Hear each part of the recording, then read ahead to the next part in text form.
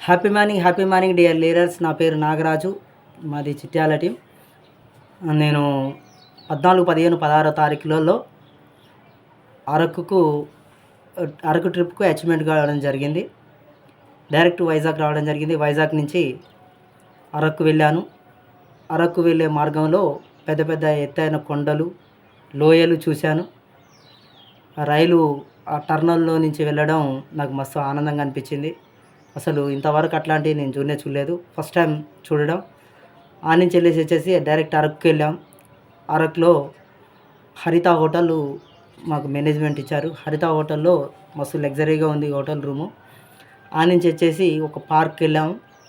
ఆ పార్క్లో కొన్ని ఫోటోలు దిగి ఆ నుంచి వచ్చేసి నైటు ఒక మంచి విందు ఏర్పాటు చేశారు కాసా హోటల్లో. ట్రెడిషనల్ డ్యాన్స్ కూడా ఏర్పాటు చేశారు. ఆ ట్రెడిషనల్ డ్యాన్స్లో మేము కూడా జోష్గా ఎగిరాం. చాలా ఆనందంగా మస్తుగా ఎగిరాం. దాని తర్వాతకి ఉదయం లేచి బొర్రా గృహలోకి వెళ్ళాం. బొర్రా గృహాలు చూసాం. ఆ తర్వాతకి కాఫీ తోటలు, మిరియాల తోటలు చూసాం.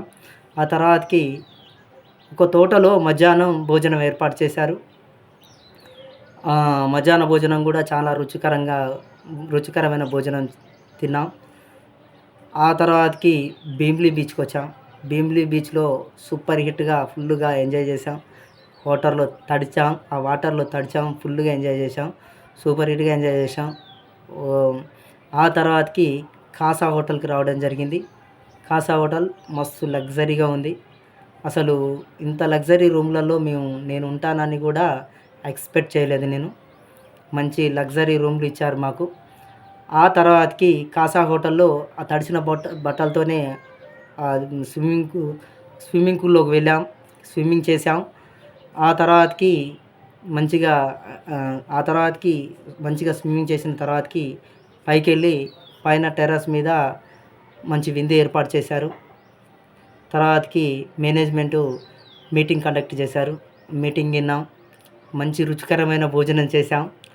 ఆ తర్వాతకి పొద్దునట్టు లేచి లక్ష్మీనరసింహస్వామి దేవస్థానానికి వెళ్ళాం. లక్ష్మీనరసింహస్వామి దేవస్థానాన్ని విజిట్ చేసుకొని దేవుని దర్శనం తర్వాతకి సీదా మేము ఆర్కే బీచ్కి వచ్చాం.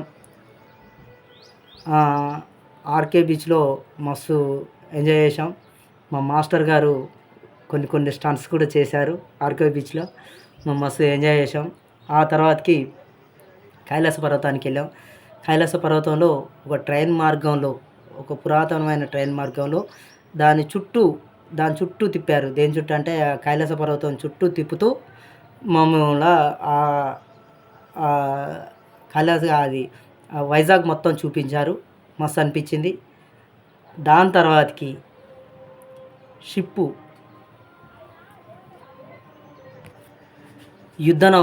షిప్పు పురాతకాలం నాటి యుద్ధ నౌకను చూపించారు.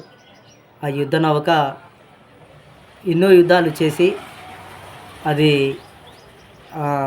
ఒక మ్యూజియంలో ఏర్పాటు చేశారు. దాని గురించి కూడా లోపల ఉన్నవారు మస్తుగా ఎక్స్ప్లెయిన్ చేశారు. సార్ కూడా మాకు ఇలాంటి ఆపర్చునిటీ కల్పించినందుకు వరహాల్ రెడ్డి సార్కి అండ్ మహేష్ డేగల సార్కి మరియు మా అప్లైనర్స్కి థ్యాంక్స్ చెప్తూ థ్యాంక్స్ టు ద